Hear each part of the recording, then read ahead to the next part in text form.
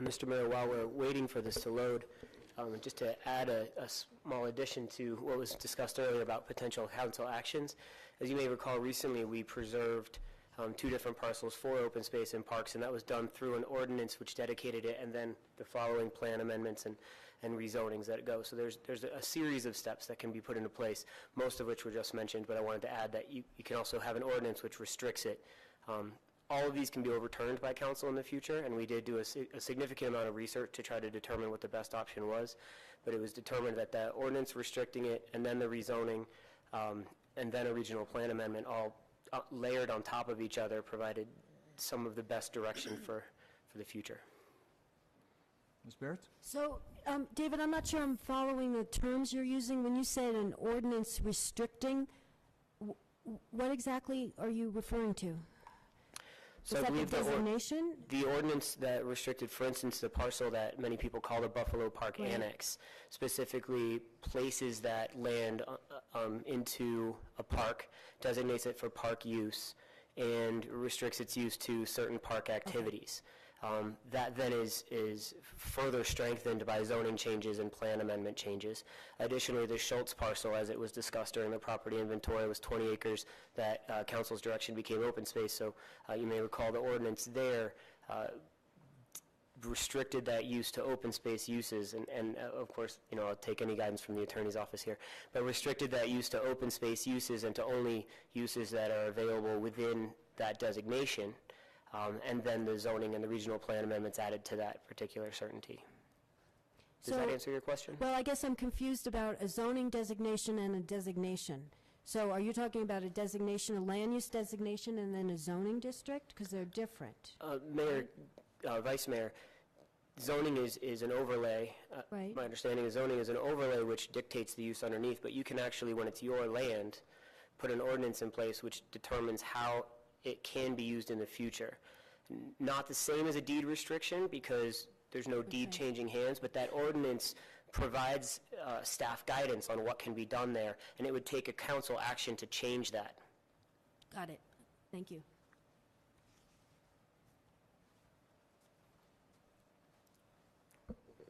Great. Good evening, Mayor and Council. Gail Jackson with the Economic Development Team here in Flagstaff. And tonight, Dave and I are going to present some additional information on Mcmillan Mesa. I'm going to kind of breeze through this first part because this is information that you've heard before, but there might be some people out there that haven't seen this presentation. So just to let you know that this is a discussion about the proposed Arizona Veteran Services State Home. This would be the state does not currently offer a long-term care veterans facility north of Phoenix.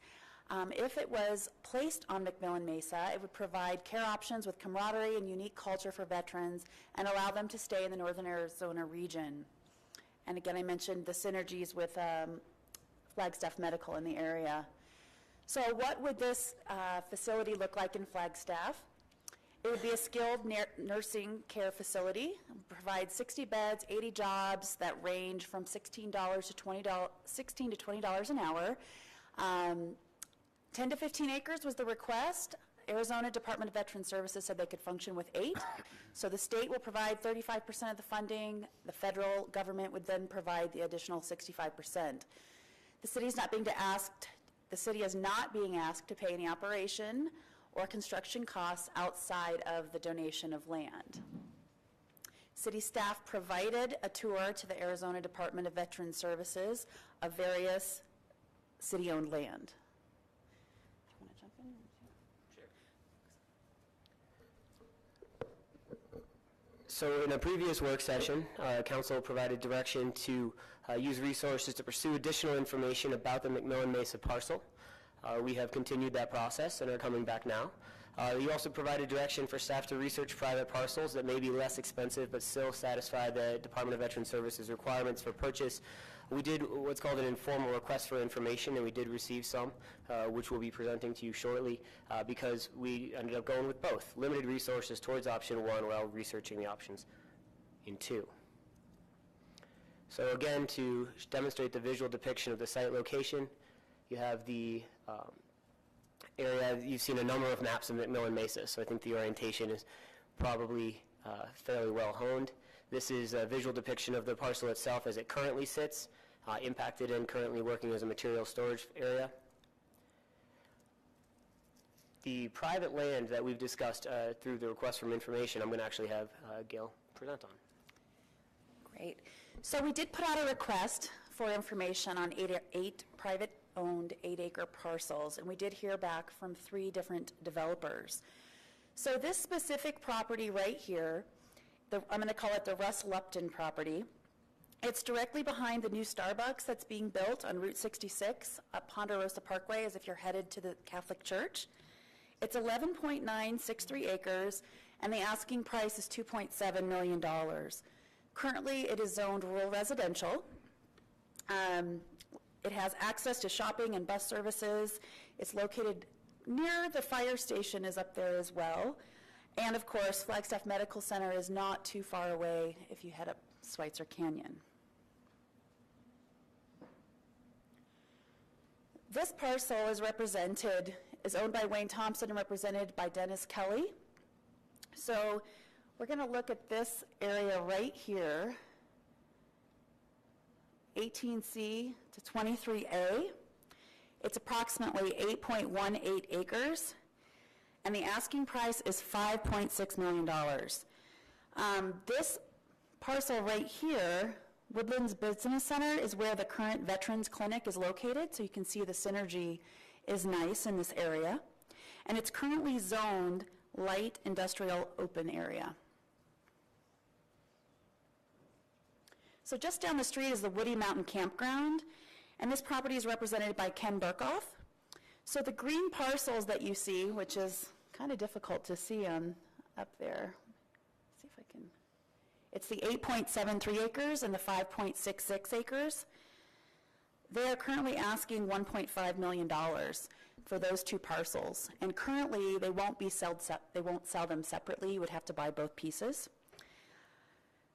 And the 9.12 acres, which is a light blue, that's currently state land. 1.5 each. 1.5 for all of it. Okay. So the 9.12 acres could also be for sale. It's state trust lease land. So what they would have to do with that, if the city was interested in pursuing that, is that would go to auction, and if the city won the bid, we would then have to donate it back to the state. And this property, too, is similar to the other property I just showed you with the synergy to the clinic. It's not very far away. And it's zoned rural residential. Does anybody have any questions? Carla? Mr. Where is this one located? I can't read the tiny fine print, so. This is the Woody Mountain Campground, which is just down, and I'm sorry, I don't have another map. It's, You can see Woody Mountain. see old, where are we here? Okay, sorry. This is Woody Mountain Road, and this is West Route 66, right here. Oh. And if you go back here, it's down this way, a little bit farther. Oh. Does that help you Yeah, it get oriented? gives it more context. Thank you. Great.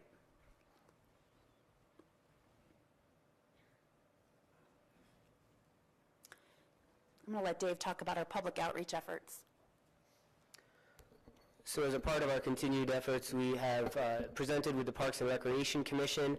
The Open Space Commission had 2 different open houses here in City Hall, actually right in the lobby, as some of you witnessed, and have also provided flyers and individual comments and questions. We've been back and forth with a number of folks. There has been a significant amount of interest in this particular question. The Parks and Recreation Commission and the Open Space Commission both voted supporting the use of the land for the Department of Veteran Services. I believe the Open Space Commission provided you a letter which outlined additional thoughts regarding that. The Tucson facility, it was mentioned earlier that it would be nice to see some visuals. These 2 pictures in front of you are the facility down in Tucson. It is probably important to note, as mentioned earlier, that this will not necessarily be the style that would be put up on Mcmillan Mesa, but that this is the type of architecture that was put in place down in Tucson for their facility. Mayor. Mr. Orbitz. And I'm glad you have those pictures on there. And that's obviously a good example of them trying to adapt to the local feel and local look. Obviously, you look at that and it looks like Tucson. So I would imagine that they're going to be very receptive to a context that's appropriate for Flagstaff. And it looks like, what is that, 2 stories? I know there's probably other buildings, but do you know, are they mostly single-story, 2-story, 3-story? I'm going to move Councilmember Orovitz. I'll talk a little bit about that right now. Okay. We did talk to the Arizona Department of Veteran Services, and they did tell us that they will work with cities that they put up these types of buildings. We're going to talk about the Tucson facility because it's the most recent facility that's been built. Great, thank you. So they have 90 beds that are short and long-term care. They have one building that's a 30-bed unit in addition to those 90 beds that is designated for dementia patients only. There are a certain number of beds that they follow a ratio for long-term care and short-term care. They're in 10-bed neighborhoods, and each neighborhood has its own dining facility. There are 4 buildings on campus, and each building has its own recreation facilities. So the potential residents for this type of facility is an Arizona resident, a veteran spouse, a parent of a child in active duty, and it doesn't matter if you're male or female. I asked about the likelihood of residents coming to Flagstaff during the summer months only, and they felt it was highly unlikely due to the continuity of care. Tucson has been open for 2 years and is currently running at capacity of nearly 111 residents. And this was as of 2 weeks ago. Did anybody have any other questions about the facility itself? No? Go ahead. So some of the recommendations that staff would put forward is that should council choose to move in this direction on the Mcmillan Mesa parcel, that we place a recapture provision in the deed in case the project did not proceed. We could use 5, 7, 10 years, depending on council's direction, that would potentially say that if the Department of Veteran Services wasn't able to move into a specific level of either construction or design or some nature within a specific time period, the land reverts back to city ownership.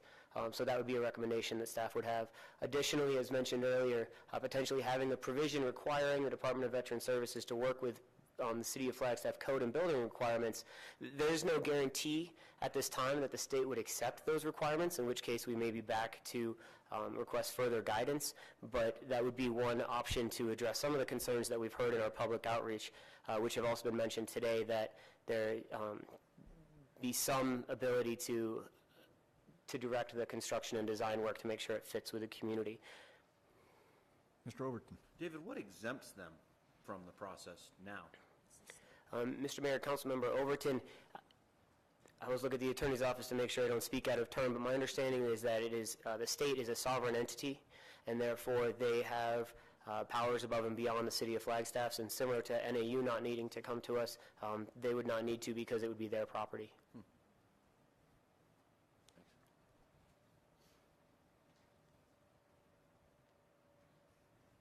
Right, I have one question. The resolution that you have drafted for us to consider does not make any reference to meeting the city requirements.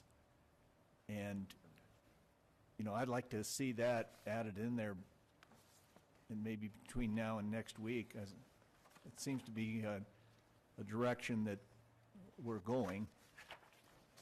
And if that causes an issue later on, we can address it, but I think we ought to certainly start with that. And then secondly, what is the purpose of the resolution? Will the resolution get the process started with the state, or are they wanting to see a recorded deed? Mr. Mayor, we can absolutely insert that language and bring it forward to make sure that that is a part of the action that will be considered on next Tuesday.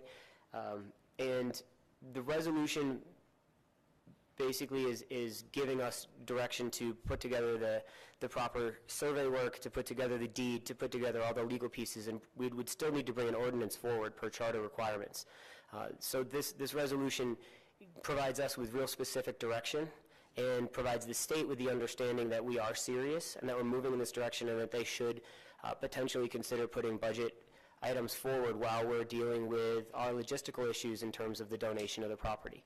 So it's basically a way for us to tell them, look, we're serious, we're going to do this, there are still some steps ahead of us, but the city council has voted, has taken a formal action, and is directing staff to get this done. Okay. Ms. Barretts? So I'm grateful that the mayor also is interested in seeing some language about the compliance with the zoning code in the resolution, just so it doesn't, for no other reason that we're putting our cards out on the table early. And if it doesn't work, we'll find out later, but let's not wait and spring it on them at the last minute. Any other questions for staff? I do have a couple of public comment requests. So let's take those. Joe Ray?